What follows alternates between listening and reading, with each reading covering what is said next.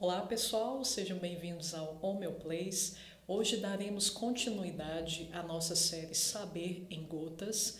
Antecipadamente eu peço perdão a vocês pela minha longa ausência na semana passada, mas estou realmente muito empenhada na construção de meu próximo curso, totalmente online, que tratará acerca da metafísica da doença. Ou seja, a principal proposta desse curso é ajudar o aluno a fazer uma leitura corporal da doença. O que significa isso? Se a pessoa vem até você com determinado adoecimento, com a patologia X, você consegue identificar qual sistema de crença ou quais os principais sistemas de crença que estão ancorando aquele padecimento. Mas focando agora no tema, no assunto do saber de gotas de hoje, esse tema será mitos na homeopatia. Aquilo que muitas pessoas dizem de forma equivocada, mas que se dissemina como um telefone sem fio. Muitas vezes o que dizem sobre a homeopatia já é absurdo desde o início, mas com o passar do tempo, à medida que aquilo vai se propagando, aquilo se transforma numa quimera e num estereótipo ainda maior e mais absurdo ainda. Então, o propósito deste vídeo de hoje é desmistificar algumas dessas crenças. Vamos agora às principais. Esses mitos, pessoal, eu consultei alguns na própria internet, mas também 90% deles vieram de meus próprios clientes. Eu fiz uma enquete, pessoal, com eles e pedi que eles me dissessem o que eles já tinham ouvido falar sobre a homeopatia anteriormente, se eles já tinham pensado em submeter ao tratamento homeopático e o que os impediu de procurar a homeopatia antes, enfim. Eu solicitei deles tudo o que eles já haviam ouvido falar acerca da homeopatia. Vamos ao primeiro grande mito, o principal de todos. A homeopatia não funciona. Para pessoas que realmente acreditam que a homeopatia não funciona, o que eu recomendo de imediato é que elas façam experiências em plantas, em animais e, obviamente, acompanhem o tratamento de um homeopata no recém-nascido, que o recém-nascido ou o bebezinho, a própria criança, quando ela é muito pequena, eles estão ainda no estado de sugestionabilidade muito baixo. Não vou sugerir que você faça experiência num bebê, mas acompanhe o tratamento de homeopata num bebê que você verá que a criança realmente responde. Mas para diminuir mais ainda a margem de más interpretações nesse experimento, eu sugiro que você faça uma experiência em plantas e animais. Saiba que a medicina veterinária atualmente já está lançando mão do tratamento homeopático. Muitas pessoas que estão por trás do agronegócio hoje em dia buscam na homeopatia uma forma de baratear os custos relacionados a insumo, combate de pragas e assim por diante. Então, para você que ainda sustenta fortemente essa crença em sua mente, utilize suas plantas e animais como cobaias e você vai se surpreender com os efeitos. No entanto, se o argumento for: Letícia, eu me submeti ao tratamento homeopático e não obtive efeito algum. Nesse caso, o que eu digo a você é: o problema não foi com a homeopatia, e sim com o seu terapeuta e com o seu homeopata. A homeopatia, só para deixar bem claro, ela precisa ser muito bem estudada, ela precisa ser muito pesquisada. Eu chego a dizer que um homeopata ele precisa estudar o dobro, triplo de um médico. Precisa estudar muito, porque é uma ciência que a cada dia evolui mais e mais. Cada dia mais e mais medicamentos são descobertos, sem falar que a homeopatia ela se preocupa com a totalidade do indivíduo. Ela não vai se preocupar tanto, se preocupa em partes, mas não apenas com a sua fisiologia, com as mazelas que acometem a fisiologia. O trabalho do homeopata é muito mais amplo. E o problema, isso é bem triste dizer, mas nem todos os homeopatas se dedicam como deveria se dedicar. Você então se sustenta esse mito tendo em vista uma má experiência que você teve com a homeopatia, certamente esteja certo que talvez o seu terapeuta homeopata não estivesse tão qualificado para esse trabalho. Segundo grande mito, e quem faz essa alegação nem sequer se concedeu o trabalho de estudar as bases do funcionamento da homeopatia. Esse argumento é o seguinte: os medicamentos homeopáticos não apresentam quaisquer traços de matéria em sua composição, só água, álcool e, no caso dos glóbulos, açúcar. Você está certo. De fato, você não vai encontrar matéria nos medicamentos, especialmente se estivermos falando em altas dinamizações, que as pessoas erroneamente denominam altas potências. Só que em homeopatia, nós trabalhamos com a informação de determinada substância. E, principalmente, nós não partimos do pressuposto de que as doenças, os desequilíbrios, são causados por fatores materiais. Esse é o primeiro ponto. Se os adoecimentos não são causados por fatores materiais, nós, homeopatas, buscaremos sanar esses problemas com algum recurso imaterial, como é o caso dos medicamentos.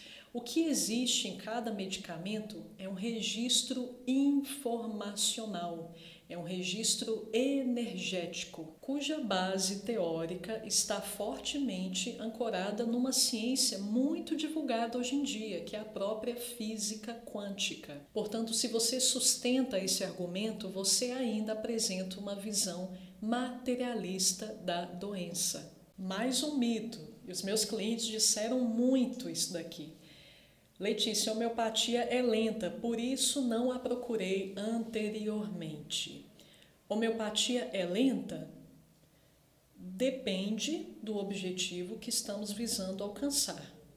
Se você vem até o homeopata com um caso agudo, por exemplo, uma malária, digamos uma gripe, um resfriado, você começou a desenvolver uma diarreia, você está com um quadro infeccioso, um quadro inflamatório, esses quadros normalmente na homeopatia nós chamamos de quadros agudos. Se o caso agudo ele não for sanado no espaço de 7 dias, ou pelo menos você não tiver colhido alívio nenhum dentro de 7 dias, pode estar havendo algum erro de prognóstico. Porém, quando estamos falando de um caso crônico, que é uma doença que já se alastra por muito tempo, já até mudou inclusive a sua natureza, incluiu outros sintomas novos ao quadro, se tornou um quadro mais complexo ainda.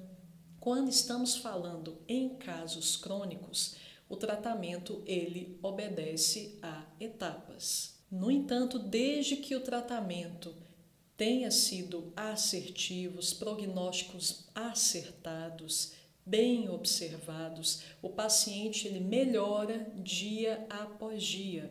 E a homeopatia, desde que sejam obedecidos esses critérios de boa observação, um prognóstico muito bem acompanhado, o progresso ele não para, ele não estagna em momento algum. O paciente ele só melhora. Há casos complexos que, obviamente, requerem mais tempo. O que eu acho engraçado é que quem sustenta esse argumento, eu acredito que faz vista grossa para a alopatia.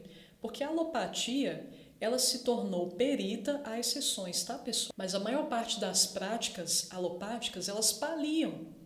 A pessoa ela nunca vê a luz no fim do túnel, ela está condenada a tomar medicamentos para o resto da vida.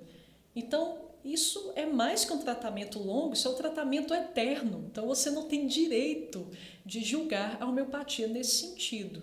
Todo adoecimento ele requer tempo para ser germinado e instalado no seu organismo. É justo que se aguarde um certo tempo para que este quadro também seja revertido. Todo o segredo, toda a mágica, o milagre da coisa, porque realmente a homeopatia ela é milagrosa, todo esse milagre recai na responsabilidade do homeopata enquanto profissional. Ou seja, o homeopata ele precisa estudar muito, estudar com critério, com profundidade cada caso, a fim de que ele consiga chegar à conclusão de qual o melhor medicamento para cada circunstância de seu paciente. Desde, pessoal, e eu garanto, desde que a prescrição seja assertiva, a melhora ela é progressiva e notória. Vamos agora a mais um mito e definitivamente este em particular é o mais absurdo de todos. A homeopatia não é laica. O que significa que se eu sou judeu, se eu sou cristão, se eu sou umbandista, se eu sou kardecista, eu tenho que ver se esse negócio é para mim mesmo. Pessoal, pelo amor de Deus, nós estamos tratando de uma ciência. Existe matemática evangélica, existe matemática católica, existe matemática islâmica. Isso é um absurdo. O funcionamento da homeopatia independe do seu sistema de crenças. Obviamente, se você toma até mesmo medicamento alopático com a fé, com a convicção de que ele vai curar o seu problema, tudo isso contribui para que você colha benefícios maiores daquele medicamento. Mas não é necessário ter um sistema de crenças específica, um determinado credo particular para que você colha os efeitos do medicamento. Pelo fato do modo de atuação, pelo fato do modus operandi da homeopatia, ele estar ancorado numa ciência, de certa forma, da intangibilidade, como é a física quântica, isso pode levar algumas pessoas a esse tipo de equívoco. Nós estamos lidando com uma ciência cujas bases lançam mão de princípios impalpáveis, subjetivos, o que não significa que não se trata de um conhecimento científico. Nós não estamos lidando com uma vertente espiritual, com uma vertente religiosa em homeopatia. Então, sim, a homeopatia é laica. Não importa o credo que você siga, a doutrina que você tenha interiorizado em termos religiosos, a homeopatia vai se encaixar perfeitamente com as suas necessidades. Isso aqui também me disseram muito, meus clientes falaram muito isso aqui, inclusive eles chegaram a admitir que não procuraram a homeopatia antes em função disso aqui que eu vou falar agora. Letícia, não procurei a homeopatia antes porque me disseram que eu ia piorar horrores antes de melhorar. Ok, nós estamos falando aqui das exonerações. Se você não conhece a homeopatia, saiba que ao seu corpo ser estimulado mediante o uso de algum medicamento homeopático, o seu organismo é convidado a reagir. E reagir implica aqui, dentre outras coisas, lançar para fora de seu sistema o que o está perturbando, o que o está desequilibrando, o que o está desarmonizando. Então, para que essas exonerações ocorram, o organismo ele pode lançar mão de uma série de mecanismos. Você pode evacuar mais durante o tratamento, você pode transpirar mais, ter uma série de afecções na sua pele. Mas a via pelo qual o organismo vai buscar a exoneração é altamente individual. Outro ponto, as exonerações, elas podem ocorrer com tanta suavidade, e o ideal é que inclusive elas ocorram dessa forma, elas podem ocorrer com tamanha suavidade que nem o paciente ele tem noção de que elas estão ocorrendo. Quando você ouve o termo piorar no tratamento homeopático, geralmente as pessoas estão fazendo referência a essas exonerações, a essas expulsões de toxinas. Mas existe a possibilidade dos agravamentos, ou seja, você foi ao homeopata em função de uma dor de garganta que você está sentindo e a dor de garganta piora. Isso é um agravamento. É uma possibilidade? Sim. É uma lei? Fatalmente, todo paciente que procurar um terapeuta vai sentir o agravamento? Não. Portanto, o problema principal dessa alegação aqui é basicamente a sua generalização. Não é todo paciente que vai perceber isso, depende de cada caso. Outro mito. Letícia, vou ter que, ou então ouvir dizer que vou ter que dispensar vacinas, vou ter que dispensar todos os medicamentos alopáticos que eu já faço uso. Bom, se o seu terapeuta homeopata ele não for médico, ele não tem direito, eticamente falando, de dizer a você que você deve parar aquele medicamento alopático que o seu médico lhe recomendou. Isso o homeopata, não médico, não pode fazer. Quem suspende o uso de um medicamento alopático é o profissional, o médico que o indicou. Via de regra, os mecanismos de ação da alopatia e da homeopatia são muito diferentes, basicamente diametralmente opostos, o que não significa que o indivíduo não possa se beneficiar da homeopatia. Portanto, nós precisamos pensar aqui que quando casamos, quando associamos os dois tratamentos, nós temos um cabo de guerra. Uma força terapêutica vai puxar para um lado e a outra para o outro. Ou seja, há perdas aqui. Certamente a homeopatia ela surtiria mais efeito caso houvesse a dispensa do outro tratamento. Só que a homeopatia ela é a única terapia neste caso que está trabalhando em favor do que o corpo já está tentando fazer. A homeopatia ela está impulsionando os mecanismos de reação que o seu corpo já está acionando. Então a homeopatia ela conta com a força desencadeada pelo próprio medicamento e ainda ela conta a favor dela com os mecanismos do seu próprio organismo. Portanto, com o passar do tempo, o tratamento homeopático ele ganha certa vantagem, digamos assim. Ele consegue sobrepujar os malefícios do tratamento alopático. Há um ponto em que muitas vezes o homeopata até mesmo recomenda ao paciente que converse com o médico alopata dele para ver se já é possível diminuir dosagens do medicamento que ele está fazendo uso, se já é possível dispensar. Isso ocorre muito até mesmo no caso dos psicotrópicos. Às vezes o paciente inicia o tratamento homeopático já tomando antidepressivos fortíssimos, tarja preta, entre outros. Há incontáveis casos clínicos de sucesso do tratamento homeopático nesses casos, sem que tenha havido o abandono dos medicamentos tradicionais. Essa outra colocação também ouvi em várias ocasiões, que é a seguinte: não quis me submeter ao tratamento homeopático porque me disseram que eu ia ter reações alérgicas. Ok, os casos de alergia eles podem ocorrer em circunstâncias específicas. Em primeiro lugar, alergia ao álcool que foi empregado na formulação do medicamento. Essa é a primeira hipótese. Outra hipótese pode ser um agravamento do tratamento, pode ser um quadro exonerativo ou ainda a possibilidade do tratamento ter realmente lesionado o paciente no sentido de abrir uma predisposição ainda mais. Isso também é comum em casos mal conduzidos. Outra colocação: não quis me submeter ao tratamento homeopático porque me disseram que eu ia ter que abandonar as drogas ilícitas das quais faço uso. Essa colocação ela é real parcialmente, porque mais uma vez o problema dela aqui é a sua generalização.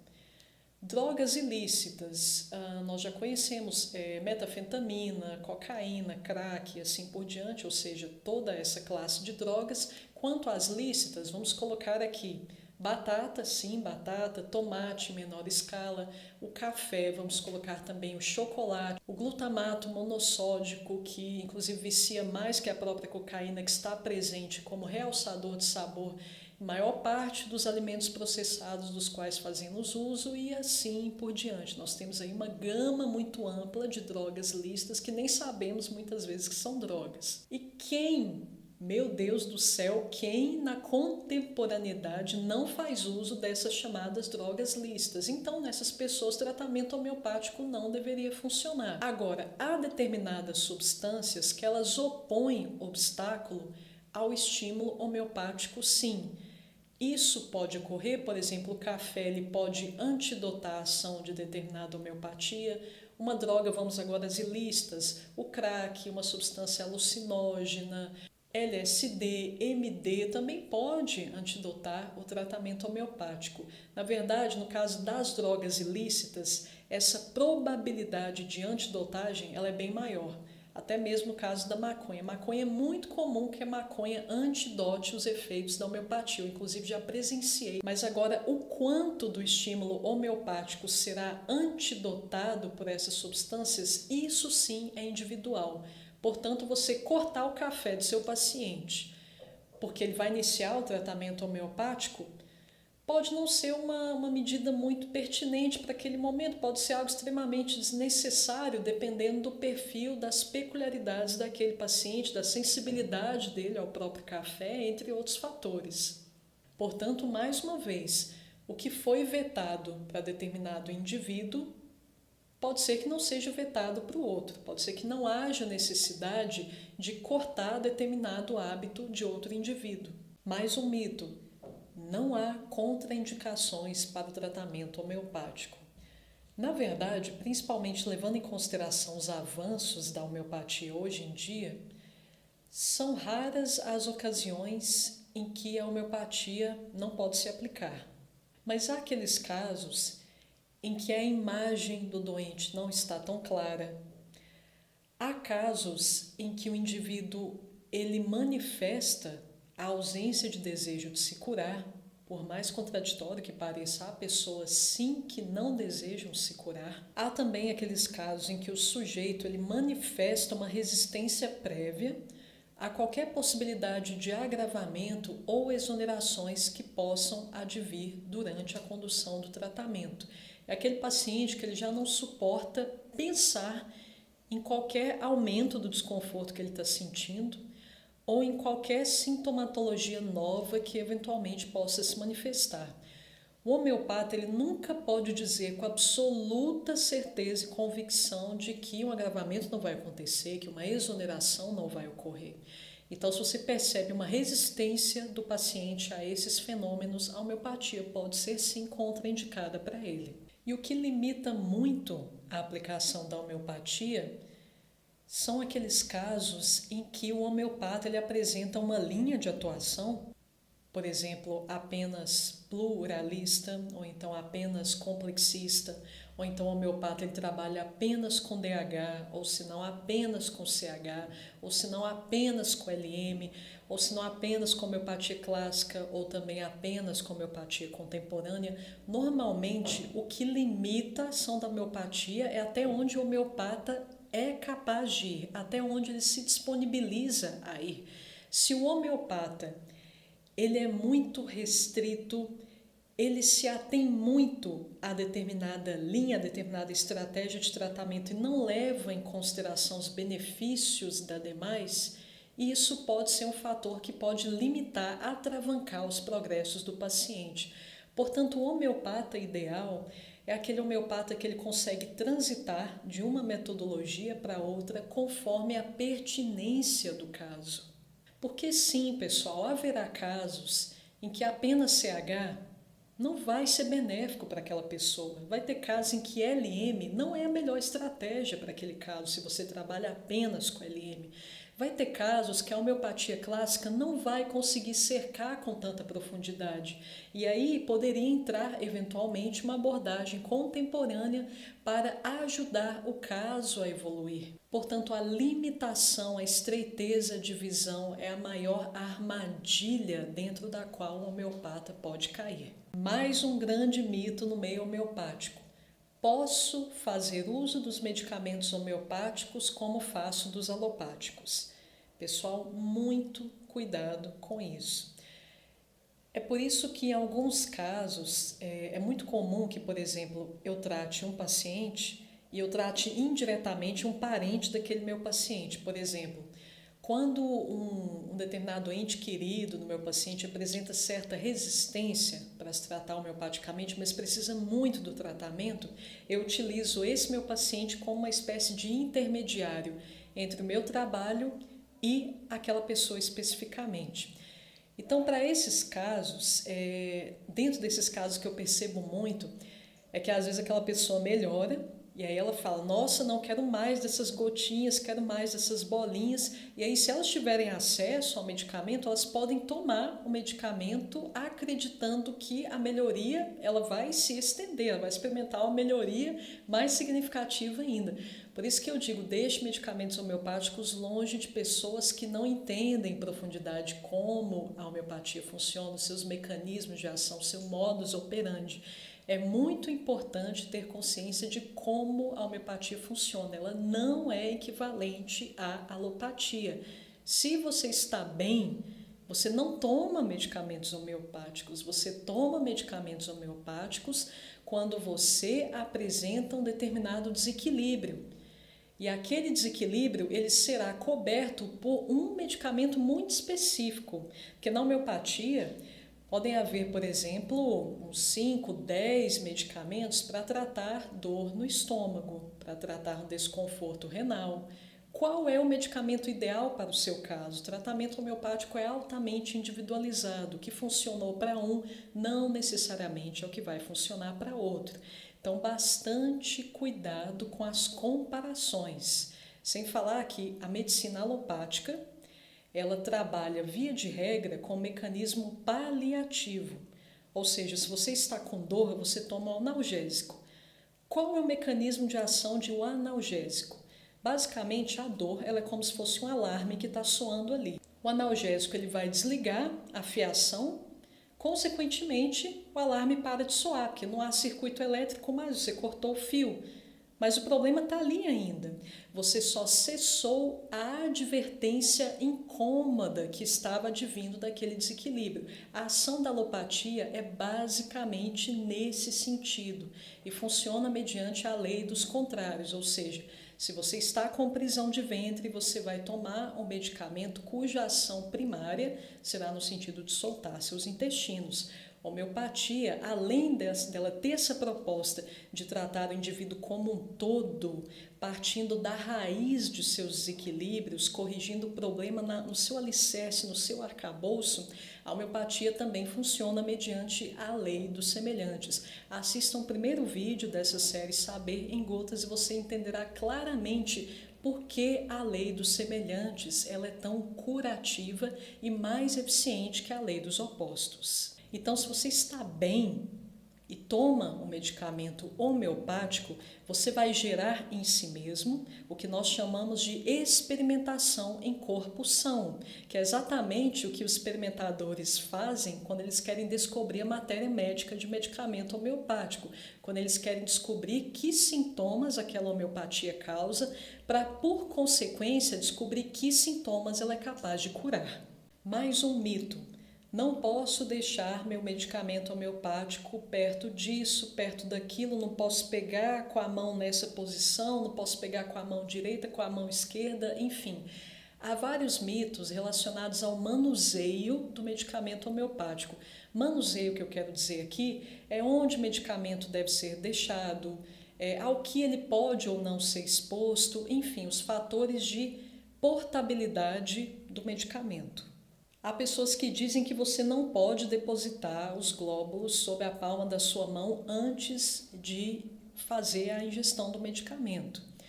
Bom, provavelmente quem levantou essa hipótese acreditou que a energia da sua mão, que emana da sua mão, ela poderia interferir na energia da qual os glóbulos estão impregnados. Mas só para deixar bem claro aqui, pessoal, para que vocês entendam realmente o conceito dos medicamentos homeopáticos, o que há ali dentro dos vidrinhos, o que são esses glóbulos docinhos, o que nós temos ali no vidrinho é a informação de um desequilíbrio que determinada substância causa. É a informação da doença que determinada substância causa. É por isso que quando você toma um determinado medicamento homeopático sem ter havido a necessidade de fazer uso dele, você vai desenvolver todas as sensações e sintomas relacionados à intoxicação daquela substância específica. É como se você tivesse sido intoxicado por aquela substância. Vamos supor que você fez uso de cófia cruda, homeopatia do café, sem ter havido necessidade. Você não tinha similitude com o medicamento, mas utilizou. Então você passará a manifestar um grupo de sintomas em todos os níveis mental, psíquico, orgânico, relacionados à intoxicação do café. É como se você tivesse tomado xicaradas e xicaradas de café. Mas não foi isso que você fez, você absorveu a informação do distúrbio relacionado à intoxicação por café. Mas se você for fazer um exame mais profundo, você vai ver que não consta que você tomou café, você apenas desenvolveu um quadro artificial de intoxicação por café, que na homeopatia nós chamamos de patogenesia. Quando as pessoas dizem que nos medicamentos homeopáticos há uma impregnação energética, a energia, eles estão ligeiramente equivocados, porque a energia, se você for pensar que tem energia ali dentro, a energia ela ainda é algo muito palpável. A energia ela é suscetível às outras energias externas. Então, se fosse energia, efetivamente, ia sim interagir com a energia da palma da sua mão, seja ela esquerda, direita, ia interagir com a energia de dispositivos eletrônicos, e entre outros estímulos dos quais somos bombardeados hoje em dia, ondas eletromagnéticas Wi-Fi, ondas do micro-ondas, dos nossos telefones e assim por diante. Estamos tratando de informação. Informação é algo muito mais etérico, é algo muito mais superior em relação à própria energia. Portanto, se existe uma informação dentro daquele vidrinho, ela tende a se manter ali, ela tende a não ser afetada por distúrbios energéticos à sua volta, porque ela está acima do âmbito das energias, ela é informação. Portanto, não se preocupe, você pode colocar na mão aberta, na mão fechada, na mão abençoada, na mão amaldiçoada. É claro que nós devemos levar em consideração a dinâmica das energias de forma geral. Eu sei que ondas eletromagnéticas, elas são majoritariamente cancerígenas. Eu sei que elas causam perturbações à minha volta. Então, é preferível não deixar o meu medicamento homeopático perto dessas fontes. Mas essas interferências energéticas, elas não vão mudar a natureza do medicamento. Elas podem agregar um fator negativo ou positivo no medicamento, mas elas não vão alterar a natureza deles, porque eles são informação e não energia. Eles estão acima da lógica das energias. A dinâmica das energias não se aplica à dinâmica das informações. As informações estão muito mais além. Como estamos falando aqui de mitos, é inevitável eu não mencionar o desafio 10 na 23. Esse nome ele se deu em função do número de Avogadro. Para quem conhece química, física, sabe exatamente do que eu estou me referindo. E esse desafio, manifestação 10 na 23, teve como intuito angariar simpatizantes a essa causa de desmistificar a homeopatia, como se a homeopatia ela fosse uma espécie de fraude, e num determinado momento, uma determinada hora, várias pessoas de diferentes países iriam passar por uma espécie de overdose homeopática, elegeriam aleatoriamente medicamentos homeopáticos, fariam uso desses medicamentos em doses absurdas e, em tese, eles acreditavam que não ia sofrer nenhum tipo de consequência, comprovando, então, a ineficácia da homeopatia. Bom, eu, pessoalmente, a minha primeira colocação é que eu acho que essas pessoas estão precisando de algo para fazer, no meu entendimento. E a outra colocação, pessoal, é que eu acho interessante que essas pesquisas são tão tendenciosas que não há uma preocupação com as bases daquela ciência. Eles tomaram medicamentos homeopáticos partindo do pressuposto alopático, como se um tratamento fosse exatamente de acordo com o outro. Ou seja, deixa eu só tomar esse medicamento aqui, em qualquer dinamização que eu comprovo que isso aqui não tem efeito nenhum. Para que essa galera tivesse percebido alguma alteração, porque esse pessoal geralmente estão muito atentos ao que eles vão experimentar fisicamente. Então, eles deveriam ter convocado um grupo de profissionais homeopatas para deixar claro para eles que, olha aqui, se vocês estão pretendendo sentir algum sintoma físico significativo, vocês têm que tomar baixas dinamizações, ou até DH preferencialmente. Esse pessoal fez uso de certos medicamentos, como beladona, por exemplo, em 200 CH, 1M, 50M. Essas dinamizações, elas têm um foco de ação prioritariamente centrado na alta hierarquia.